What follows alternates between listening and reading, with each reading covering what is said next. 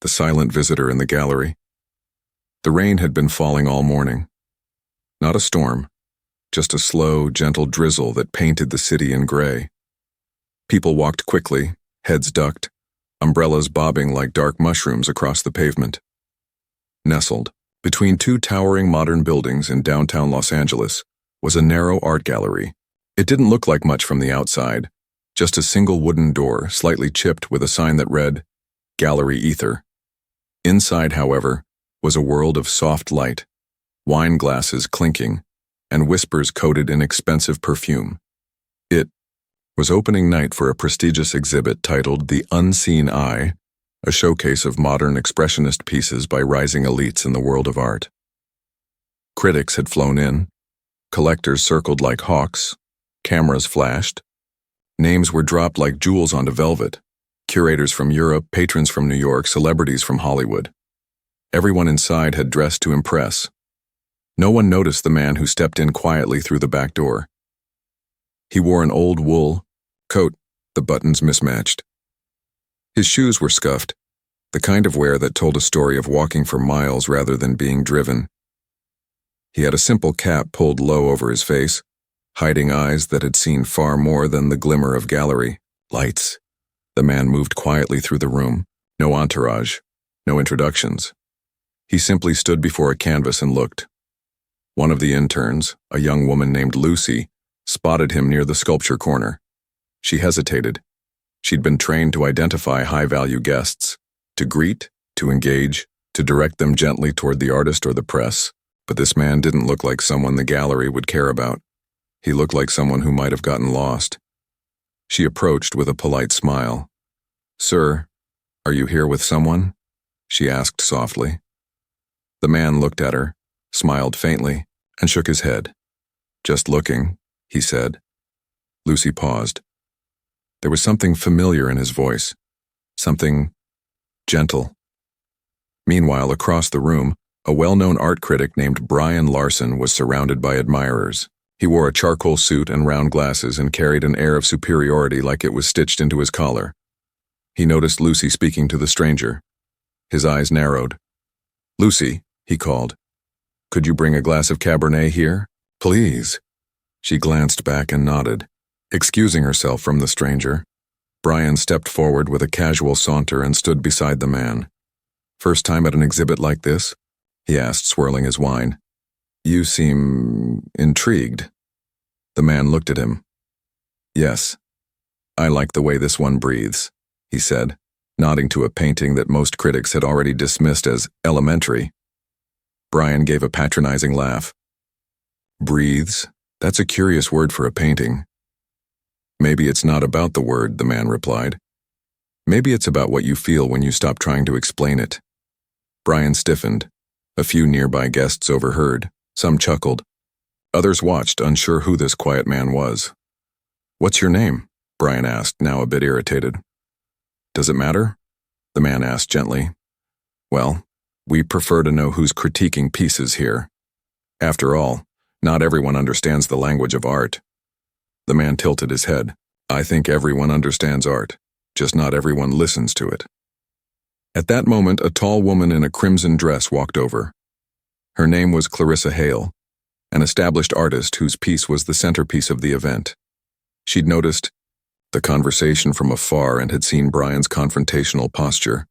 "What's going on here?" she asked. Brian smiled thinly. "We have a guest with an interesting interpretation of your work." Clarissa turned to the man. "And what do you see in it?" He looked at her painting, a mix of bold reds and chaotic strokes, then softly answered, "It feels like someone screaming into a pillow, like there's pain behind the color but silence in the frame." She blinked. Her eyes softened. "That's exactly what I felt when I painted it." A few people nearby froze. Brian's jaw tightened. "And who are you again?" Brian demanded. The man reached up and removed his cap. Gasps followed. Lucy dropped her wine tray. It was Keanu Reeves. Not as the movie star, not as the red carpet icon, but as himself, humble, quiet, present. "Hello," he said with a kind nod. I was just visiting. Clarissa stepped back, stunned. You walked in like nobody. I am nobody, Keanu said simply. Just someone who wanted to feel something real. Brian turned red. You should have said something. Why? Keanu replied. So you'd treat me differently? The room fell silent. Lucy approached, eyes wide. I thought I recognized your voice, but why are you here? Keanu looked around the gallery. Because people forget that art isn't about prestige. It's about heart, he said. And sometimes the truest voices are the ones no one expects to speak. A man in the back clapped slowly. Soon, others joined. Clarissa, overwhelmed, covered her mouth with her hand. You saw the truth in it, she whispered. Not even my agent said that. Keanu smiled at her. You put your soul in it. I just listened. Someone from the press tried to rush forward for a photo, but Keanu gently stepped back. Please, he said. Tonight isn't about me. Then he turned, walked past the marble statues, past the rows of wine glasses and whispered names, and back into the night. The rain had stopped. The streets were still wet, shining under the street lamps like silver threads stitched into the darkness. Lucy watched him disappear into the city. Brian stood frozen, holding a glass that suddenly felt heavy in his hand. The gallery was no longer buzzing. It was breathing, just like the painting Keanu had seen. And no one would forget what had just happened, not because of who he was, but because of what he saw. Whispers. In the rain, the morning after the gallery event, the city woke up like it always did. Blaring horns, the hiss of bus brakes, and the smell of fresh coffee mixing with exhaust. But inside gallery ether, nothing felt the same. Word had spread like fire in dry grass. By noon, the art world was buzzing with articles, whispers, and reposts of grainy cell phone shots. The headlines didn't scream it, but they didn't need to. The story was too unusual to ignore. Keanu Reeves shows up disguised at unknown art show. Hollywood star stuns gallery with heartfelt critique. He said it felt like someone screaming into a pillow, and the artist broke down. Brian Larson didn't answer his phone all day. He stayed locked in his apartment, scrolling through the growing tide of comments online. It wasn't that. People were attacking him directly. No one had caught the full tension between him and Keanu. But he knew. And it stung. His reputation had always been about knowing the unknown, interpreting the obscure, elevating the elite. And yet, last night, a man dressed like a wanderer had stripped all that away with just a few words. Back at the gallery, Lucy helped clean up wine stains and rearranged canvases while Clarissa Hale stood in front of her own piece, still shaken. I can't stop thinking about what he said, Clarissa whispered. Lucy looked up. About the pillow? Clarissa nodded. How could he know? I never told anyone the real story behind that painting. Lucy stepped closer. What's the story? Clarissa hesitated. Her voice softened. When I was young, my father would yell. Not always. But when he did, it was loud enough to shake the walls. I used to scream into my pillow so my mother wouldn't hear me cry. That red, that chaos in the piece, it's that memory. Lucy stood silent, her heart pounding. He saw it without needing to be told, Clarissa said. That's more than any critic has ever done for me. Outside, the gallery, a sleek black car pulled up to the curb. The door opened and a well-dressed man in his late 40s stepped out, adjusting his tie. He looked out of place, too corporate, too polished. But when he walked in, Lucy recognized him immediately. Mr. Dalton, she said, standing straighter. He was a representative from the largest private art collection in the state. When Dalton visited, it was because someone was about to be discovered. I need to speak with Clarissa Hale, he said. Clarissa turned slowly. Yes? I've had few calls this morning, Dalton began, about last night, about your painting, and about the guest who responded to it. Clarissa stayed silent. We would like to acquire that piece, he continued, and not just display it. We want to feature it in our upcoming public exhibition. The theme, is raw emotion. Your work fits perfectly. Clarissa's hands trembled slightly. Lucy blinked. Wait, but last week they told her work wasn't mature enough. Dalton gave a polite smile. Well, sometimes it takes the right eyes to see what's already there. The deal was signed within hours, and just like that, Clarissa's career changed, overnight. Across town, Keanu sat in a quiet diner stirring his coffee. He wore the same old coat. The waitress, a woman in her 60s with silver hair and tired eyes, refilled his cup without asking. You always look like you're carrying something heavy, she said kindly. Keanu looked up. Maybe it's just that I try to carry what others ignore. She nodded slowly. We need more people like you then. He smiled. Thank you. A young man at the corner booth recognized him. He didn't shout or take a photo. Instead, he watched as Keanu quietly paid for his meal and left a tip that was more than generous. Then Keanu walked out into the misty afternoon, disappearing once more. 2 days later, Lucy received an envelope at the gallery. It was hand-delivered. No return address. Inside was a single sheet of paper. Handwritten. Thank you for treating me like a human being before you knew who I was. Kindness is louder than fame. K. Tears welled in her eyes as she read the words over and over. She folded the paper carefully and tucked it into her journal. Meanwhile, Brian Larson stood in his office facing his own painting collection. He pulled a piece down from the wall, an abstract of sharp blues and blacks, and stared at it.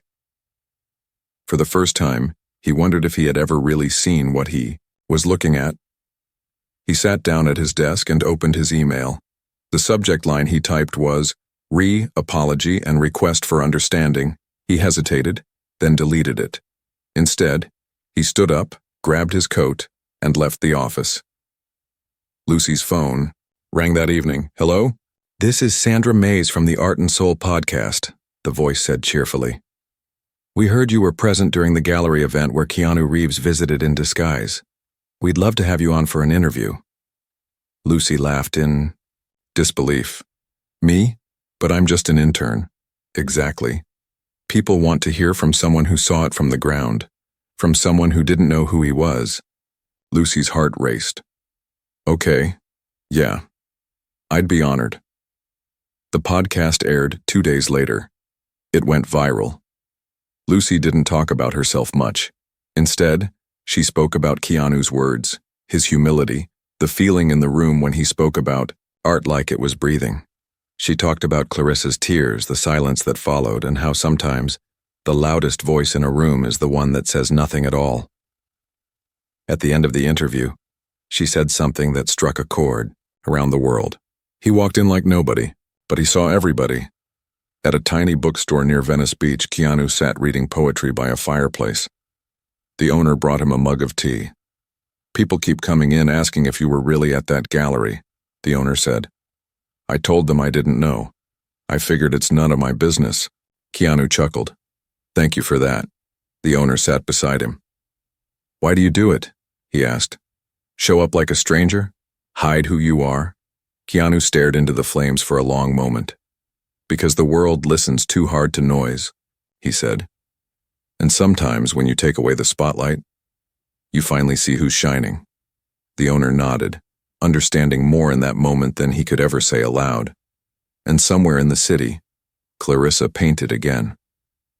This time, not for galleries, not for collectors, but because she felt something worth expressing, and she knew someone out there, maybe someone with a quiet voice and tired eyes, would see it for what it really was, just like Keanu did. The artist who vanished 3 weeks had passed since that rainy night at Gallery Ether. The memory still echoed like a quiet song, one that kept playing softly in the hearts of those who had been there. Clarissa Hale's painting had become a centerpiece in the new Raw Emotion exhibition at the Lindenhurst Museum. Critics who once ignored her now wrote glowing reviews. Collectors asked for her older work. Offers poured in, but Clarissa didn't feel the excitement others expected. Not completely. She had stopped showing up at interviews. She missed 2 podcast invites. Even her agent Mark had grown worried. People are talking about you, he said over the phone. You need to show your face. Clarissa stood at her window, watching rain slide down the glass. Maybe they should stop. What? Clarissa? This is your moment. I didn't paint that piece to be famous, she said. I painted it to survive a memory, and now it's being sold like perfume. Mark sighed. Are you okay? I don't know. She ended the call and unplugged her phone. Later that night, she picked up a paintbrush, but couldn't move. The canvas stared back at her like a stranger. Across town, Lucy had been offered a job. The gallery director had watched her grow from a quiet intern into someone people actually listened to. She had poise now, a voice, confidence. You've got something, the director said. We want you to lead our next youth showcase, curate it yourself. Lucy was stunned. I'm honored, but I don't even have a degree in art. Art isn't just about degrees, it's about what you see, and you see people. Lucy smiled, remembering Keanu's letter in her journal. Thank you, I'll do my best. As she walked home that evening, Lucy passed a bookstore window. In the display was a poetry collection with a quote across the cover, You are seen when you stop trying to be visible. The author? KeanuReeves. Lucy stopped in her tracks. It couldn't be a coincidence. She went inside, bought the book, and read it on the train ride home.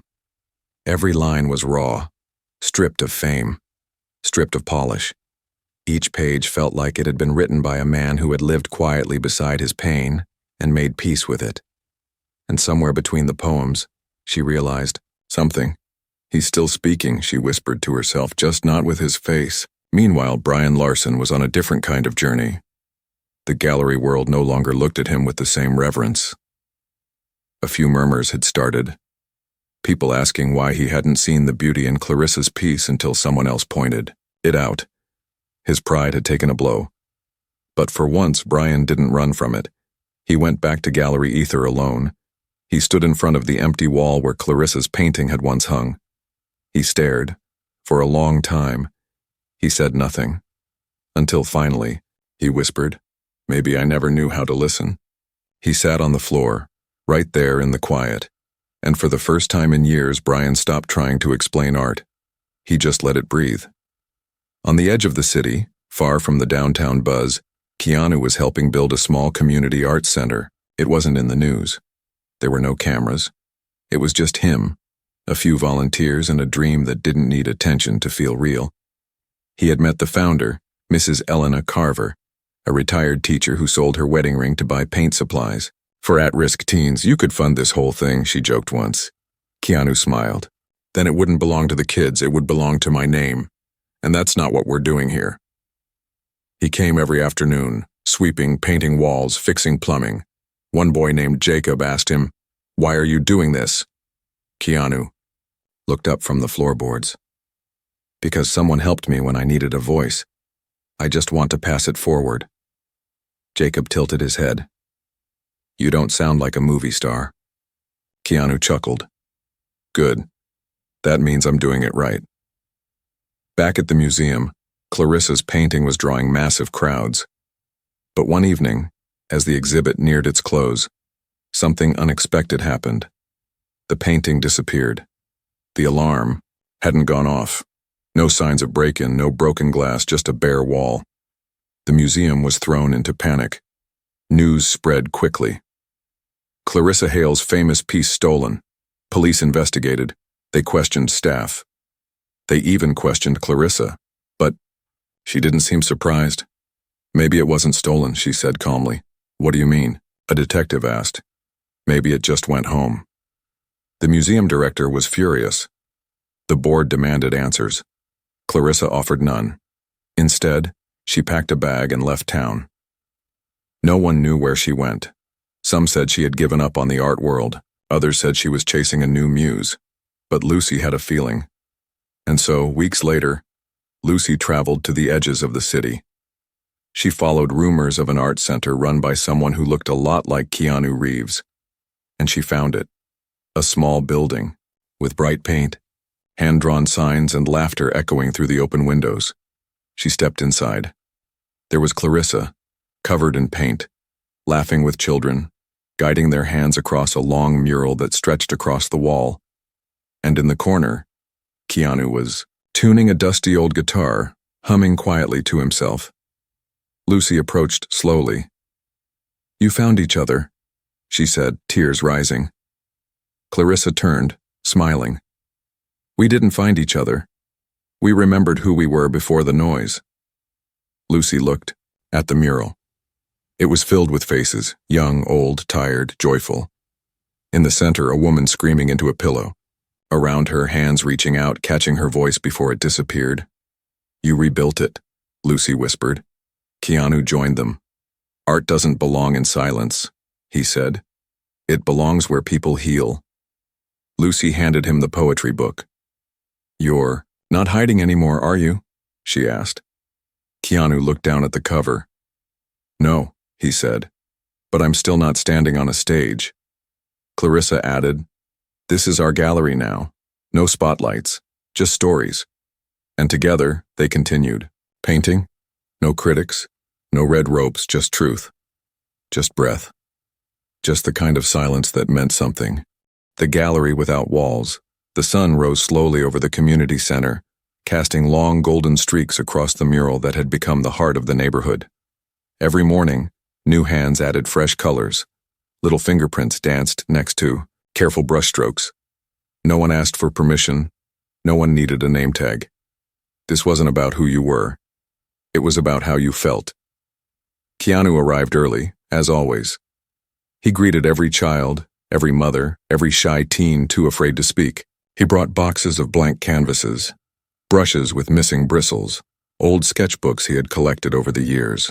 Some still had his notes in the corners. No one cared about his fame here. In fact, most of the kids only knew him as Mr. K, and that was enough. Clarissa worked beside him each day, her hair tied in messy knots, paint smeared on her cheeks. She didn't miss the museums or the interviews. She had stopped checking her phone. The silence inside her was beginning to soften. For the first time in years, she painted with peace. Lucy, meanwhile, had begun documenting the entire transformation. Not for publicity, but because she felt the world needed to see this. She carried a small camera. Nothing fancy. She captured moments. Jacob hugging his finished canvas, a girl drawing butterflies in the corner of the hallway, Keanu quietly wiping away tears after a boy painted his absent father as a blue shadow holding his hand. Lucy didn't ask questions. She let the images speak. Then, one evening, as the sky turned purple and the smell of grilled corn filled the air, Lucy stood on a wooden crate and addressed the growing crowd outside the center. "Everyone," she called, her voice shaky, "we're going to do something different." Dozens turned to listen. "We're going to host an exhibition, not in a gallery, not behind velvet ropes. Right here, outside, under the stars, every painting, every sketch, every sculpture, everything you've made will be seen." The children cheered. The adults smiled. Keanu nodded silently. Clarissa's eyes welled up. "We'll call it," Lucy said, "the gallery without walls." The night of the exhibition arrived 2 weeks later. No red carpet, no name tags, no tickets. Just blankets spread across the grass, strings of lights hanging between trees and soft music playing from an old speaker. Every child's work was pinned to fences, trees, clotheslines. Sculptures made of recycled material stood proudly on picnic tables. Even the mural had been lit from below, casting shadows that danced across its powerful center. People came, neighbors, teachers, bus drivers, even a few curious journalists. No one knew what to expect, but they stayed. They stayed because something real was happening. Something raw. Something honest. Lucy walked through the crowd with her camera. She saw a man standing quietly in front of a crayon drawing. It showed a small boy beside a broken heart. "My son made that," a woman said beside him. "He doesn't speak much, but he drew that after his father left." The man turned. "It says more than words ever could." Lucy recognized him. He was from a major art blog. He didn't say who he was. He didn't need to. Clarissa had placed her new piece under a tree. No label, no signature, just a painting of a woman walking barefoot across shattered mirrors. But she wasn't bleeding. She was glowing. Someone stood in front of it, hands over their mouth. "I've never seen pain look so beautiful," they whispered. Clarissa, watching from a distance, smiled. She didn't need to speak. She'd already said everything with her. Brush Keanu, meanwhile, stood behind the table where the poetry books had been placed. Each one had been handmade by the children, pages sewn with thread, covers decorated with wildflowers or sketches. Inside, poems written by trembling little hands. "I see you when no one else does. My mom says I'm a mess, but here, I'm a masterpiece. Mr. K told me my pain is allowed to live on paper." He read them in silence. One by one, people began to cry. Not loudly, not dramatically, just tears that came from feeling seen. The next day, an article appeared online titled, "A Gallery with No Walls, No Rules, and More Soul Than the Entire Art District." It was shared millions of times. Lucy received an email from an editor of a major magazine. "Your images have more honesty than anything we've published this year. Would you be willing to curate a full photo series?" She replied politely. "Only if the community gets all the credit." "I'm just the lens." They agreed. Keanu got an offer to turn the gallery without walls into a documentary. He declined. "This is for them," he said. "Not for Netflix," but not everyone was happy. Across the city, some critics began calling it an emotional stunt. Others whispered that Keanu was hiding behind fake humility, that Clarissa couldn't handle real fame, that Lucy was using poverty to elevate herself. Brian Larson watched those comments from his desk, and for the first time in a long while, he spoke. He wrote an op-ed titled, "Maybe We Are the Ones Hiding, Behind Fancy Words and Safe Silence." He ended it with, "If truth is messy, let it be messy. If art is loud, let it scream. If Keanu Reeves chooses to be nobody so he can help others feel like somebody, then maybe that's the highest form of art." The piece went viral. It didn't save Brian's reputation, but it saved his soul. A month later, a city official arrived at the community center. "We're offering funding," he announced. "We want to turn this into a permanent public space." Keanu looked at him. "Only if you promise never to fence it." The man looked confused. "Why?" "Because the moment you put walls around this place," Keanu said, "you stop hearing the kids scream their truth, and you turn it into another cage." The official nodded. "No walls?" he agreed. And so the gallery without walls stayed open. No price of admission, no owners, just voices, just stories, just people remembering what it feels like to be seen without needing to prove anything. And under the warm sun, a boy painted a broken tree with golden roots. Beside him, his sister painted a sky made of hands, and Keanu watched them smiling, knowing that the greatest masterpiece he'd ever been a part of was one where his name never had to be mentioned. The invitation that shook Hollywood weeks had passed since the gallery without walls had become the heart of the neighborhood. Word spread far beyond the city. Photos, poems, and even the raw stories from the children reached people across the globe. Volunteers showed up from different states. Teachers brought their students. Therapists sat with teens and asked them to paint their feelings instead of burying them. The world outside had started to listen. But with that attention came something unexpected. One Tuesday morning, Lucy received an envelope at the gallery.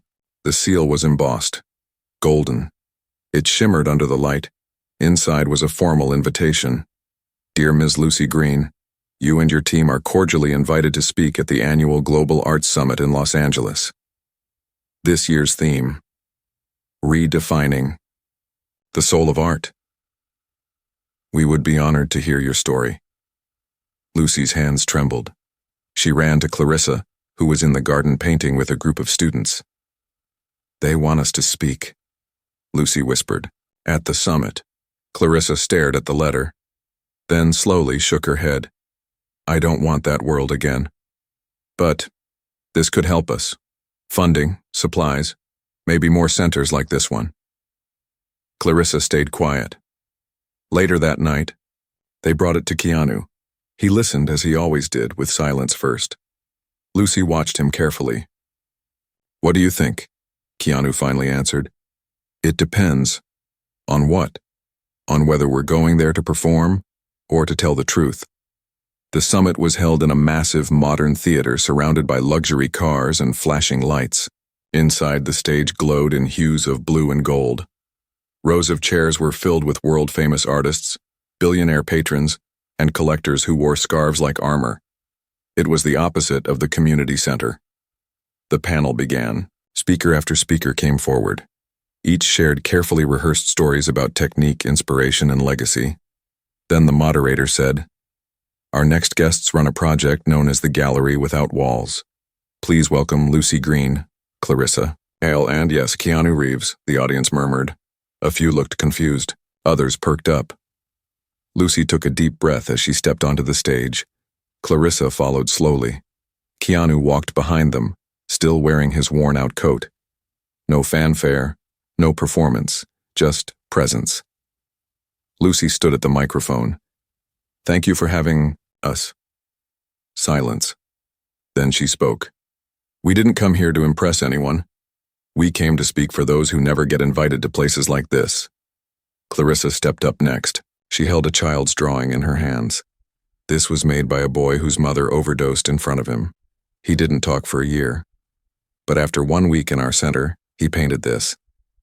She held up the picture of a red heart with black stitches. "This is not cute," Clarissa continued. "This is not decoration.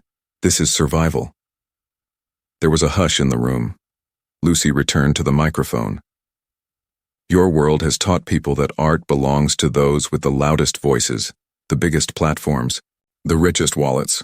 But we learned that the truest art comes from those who were never allowed to speak." And then, Keanu stepped forward. He didn't take the mic. Instead, he held up a journal. "I used to write to survive," he said quietly. "I still do. Not because I wanted people to hear me, but because I needed to hear myself." He opened the journal, turned to a page, and read, "They didn't see me when I smiled. They didn't hear me when I spoke. But when I painted my pain, the world finally looked." Someone in the audience wiped their eyes. Others sat stunned. Keanu looked up. "Art doesn't need fame," he said. "It needs honesty." The room stayed silent for a long time. Then someone stood and clapped. Another followed. Soon, the entire hall was on its feet, not for their names, but for the truth. After the summit, interviews poured in, offers to build more centers, publish books, create films. Keanu refused most of them. Clarissa only agreed to one small interview with a school paper written by kids at the center. Lucy, however, chose something different. She launched a website, a digital version of the Gallery Without Walls. Anyone from anywhere in the world could upload a painting, a poem, a voice note. Each submission was anonymous if desired. No comments, no likes, just a space to be heard. It exploded overnight. A girl from Pakistan uploaded a song about losing her brother. A boy from Brazil shared a drawing of his father behind bars. A woman in Canada sent a poem about escaping abuse after 20 years. None of them wanted attention. They just wanted to be felt. And across the world, others began responding, with compassion, with shared stories, with their own art. Keanu would spend his nights reading these entries. Sometimes he cried. Sometimes he smiled. But every night he whispered the same words before logging off. "You are not alone."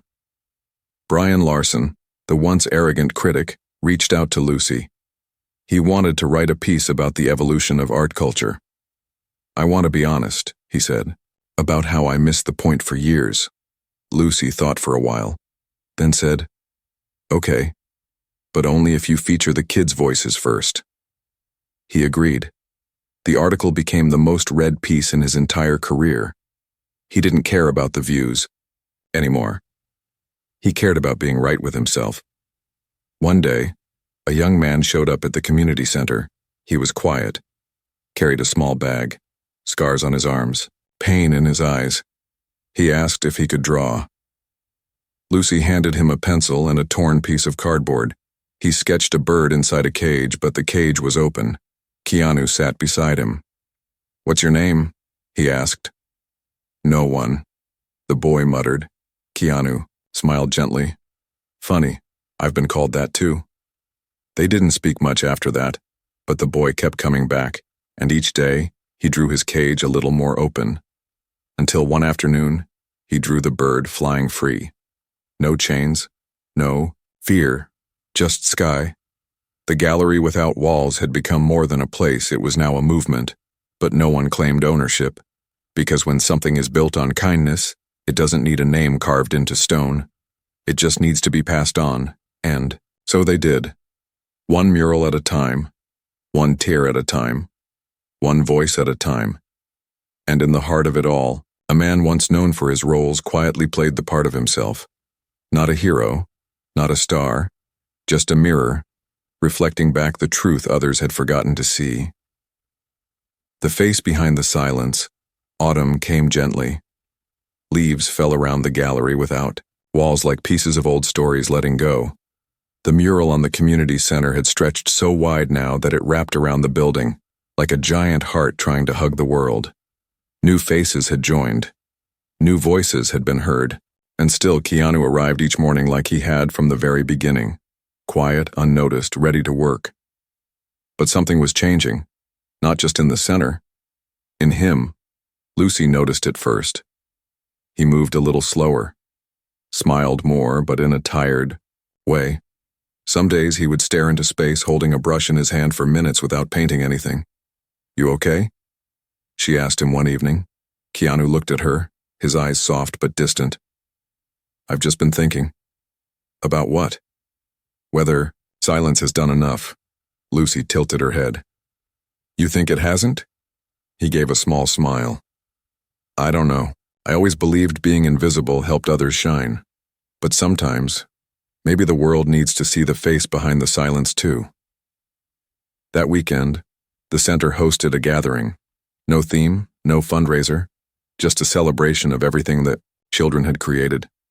Parents came, strangers brought food. Someone even set up a tiny stage. Jacob, the boy who once said almost nothing, got up to speak. His voice shook. "Before I came here," he said, "I thought art was for people with perfect lives. Now I know it's for people like me." The crowd clapped. Jacob looked at Keanu.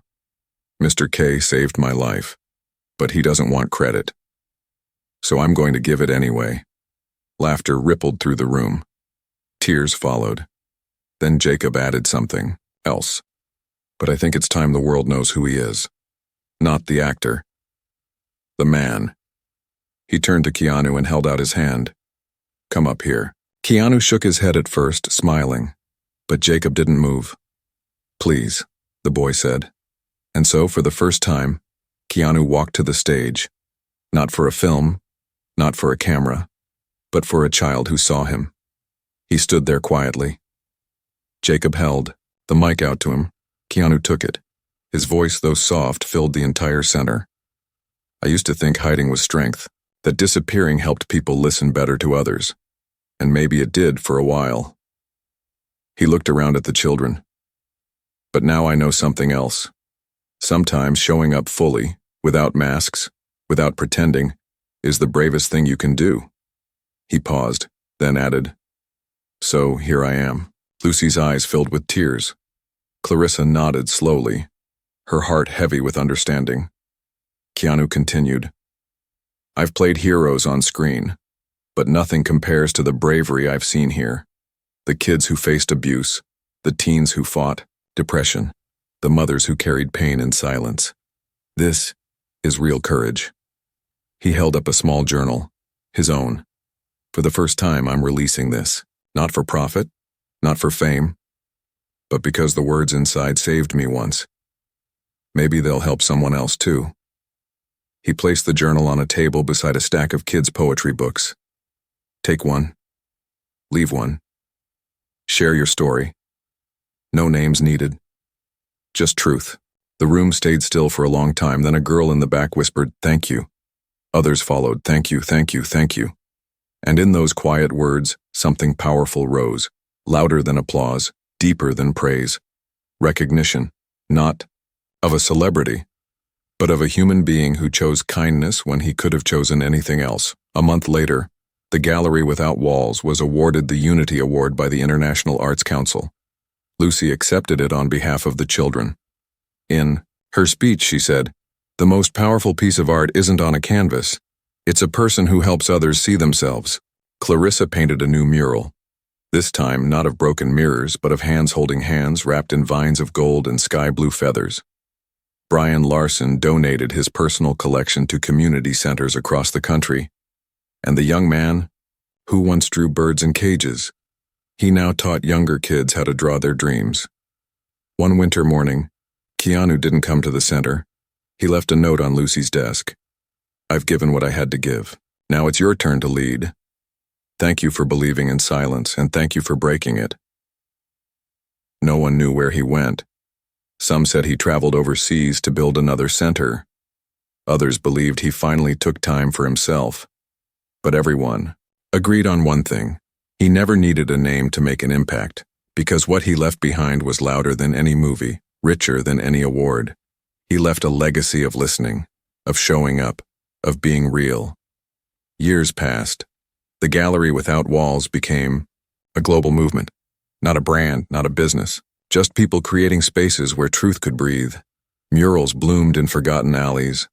Poems filled schools that once banned creativity. Children grew into teachers. Pain became color. And in every center, there was always a small bench under a tree or near a wall. Carved into each one were the same simple words: "You are seen." People still asked about him. Did he ever come back? Lucy always smiled and said, "He never really left." Because in every brushstroke, every whispered poem, every scared hand reaching for a pencil, he was there, the man who walked in like nobody and left behind something that touched everybody.